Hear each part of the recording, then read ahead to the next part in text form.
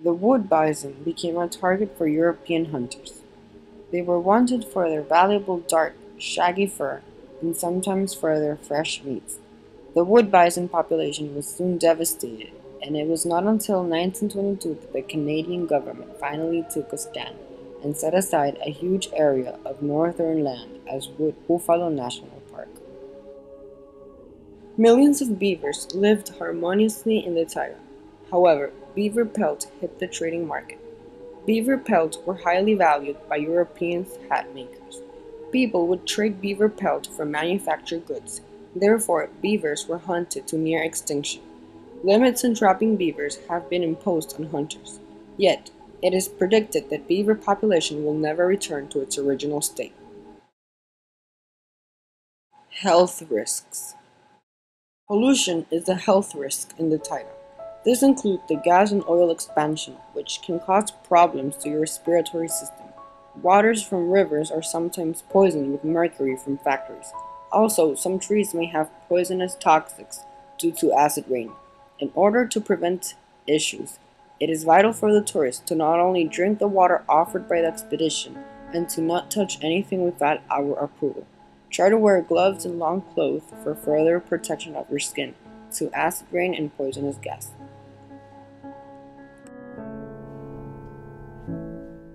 Dangerous animals are another health risk in the taiga.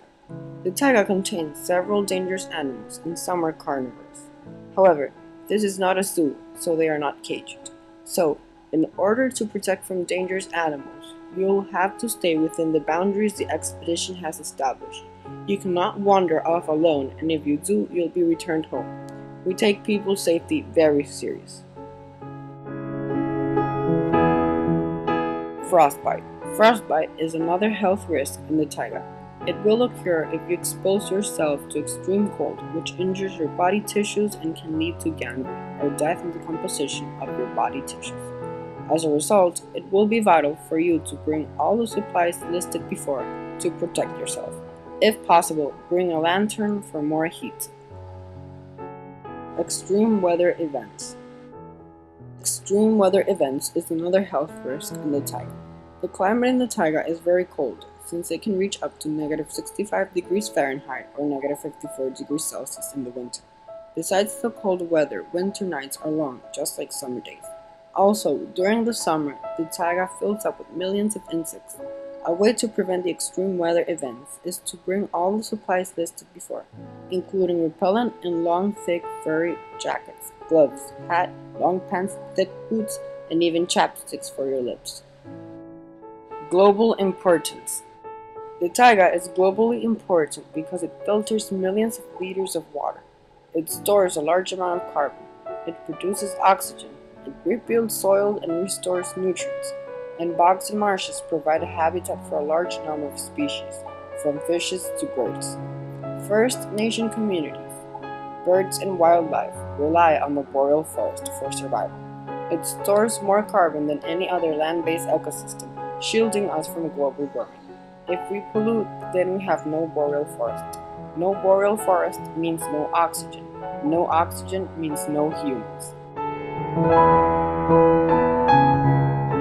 Conservation efforts.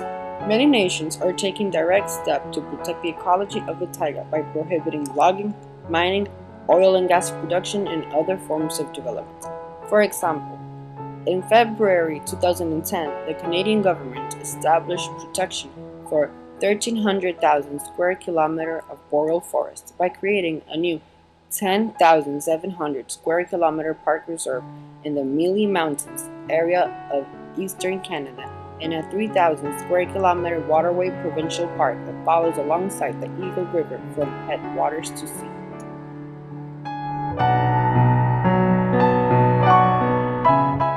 A California environmental agency, the Pacific Energy and Resource Center, created the Siberian Forest Project.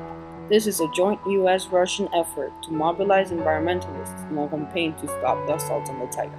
It specifically targets climate change, deforestation, food security, land use competition, bioenergy, and others, and how to enable terrestrial ecosystems to positively contribute to socio-economic development. Greenpeace is a non-governmental environmental organization that raises awareness of concern. They photograph images of effects of global warming and unjust actions in order to convince the population to act and give sympathy. They've tried to raise awareness with deforestation, especially in the Taiga, and have made campaigns against global warming and fish poisoning in the Taiga rivers due to mercury. Future of the Taiga. A concern for the future of the taiga is that there will be no more boreal forest. Russian forests are disappearing at a rate of 12 million hectares a year. The Weyerhaeuser Company, a large American wood products company, is contemplating a logging, processing, and replanting operations in a proposed wilderness area that contains pristine forests of spruce, fir, and larch trees. Overpopulation is another concern for the future of the taiga. As a human population, we are too many and people don't have space to live.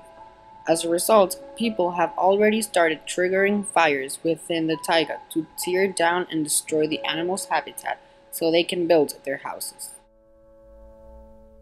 Another concern for the future of the taiga is that destruction would accelerate global warming. Carbon dioxide and other heat-trapped gases continue to build up in the atmosphere, which will cause the Earth's average temperature to rise by 3 to 8 degrees Fahrenheit in the next century.